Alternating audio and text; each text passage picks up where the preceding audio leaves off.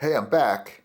The other day I did a video on this machine right here when I changed the timing belt. This machine has seen many, many hours of factory use. It's worn to a polish. It's been apart many times. And it has a lot of, I think it was even refurbished at one point because it looks like it was repainted. If you look close, it looks like there's a layer of paint on top of another layer of paint. And that's all worn away. So who knows? This has spent many, many, many, many years in a factory. But I went down to Manhattan yesterday and I saw a lot of broken glass and plywood on windows and rioters, or actually protesters, marching up the street. And I went over to Broadway and I found this machine right here on a Facebook ad, Facebook Marketplace. This is an older model of that one. This one has a very, very low serial number. I don't know if that could come out right there, but it's 7772. I didn't realize these things were so old. This thing could go back as far as 1912.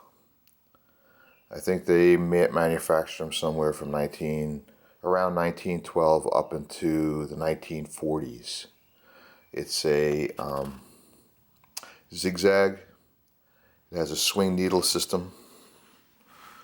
Right here, you can see that. And if I turn this, you can see it. The zigzag pivots at this point. This one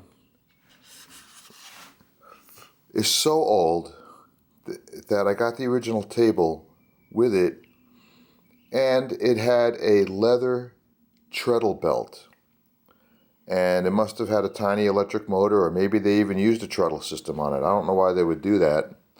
I have a high-powered Sailrite motor on this one.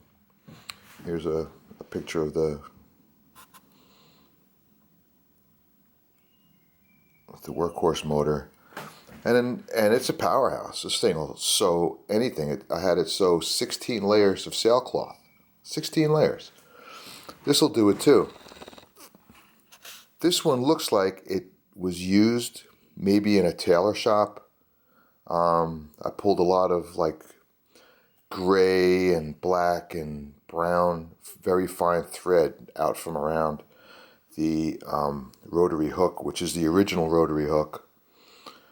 And it even has the original cloth belt that's in there, and that's why it turns so freely. It was missing parts for the tensioner. I had some spare parts. I put them on. I ordered a new tensioner for it. And everything is there. It's the original hook. It's never been retimed. Those screws are virgin, never been touched.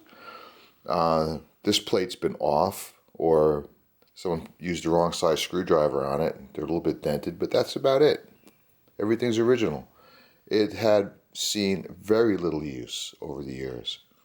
And if this thing's been sitting around, I don't know, maybe it was used in someone's tailor shop in the 1920s and 30s, maybe 40s even.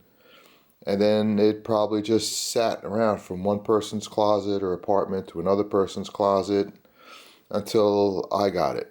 And I'm going to try it out on this table. I'm going to take this head off and put that one on and see how it does. And I have sails to sew, and I'm going to sew them, I think, with this machine. Because this one here needs the hook is a little bit worn. Even though I got it to sew without skipping stitches, and it has the new belt and all that stuff on it, I think I'm going to do my work with this one. So this one's serial number is W177744. 177,744. This one is 7,772. All right, here in my old barn, this is the treadle table that came with it. This is, let me back this up a little bit. There we go. This is the table, and it has a open cast iron treadle pedal that goes there. And this is the original wood. This is where it sat. And you can see here,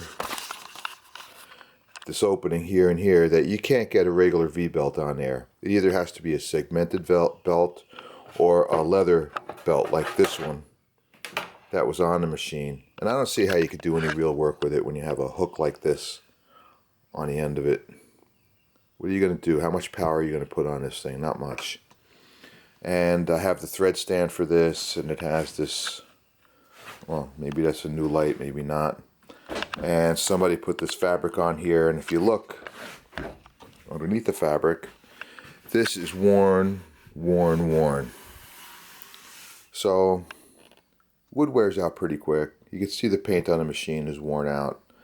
Whoever ran this thing, it looks like they may have smoked cigars or something. There's some burn marks back here, which makes sense for a tailor shop, I guess. You could put your cigar back there and let it smolder a little bit. But anyway, I'm going to put this on the servo motor and see how it does. I'll be back.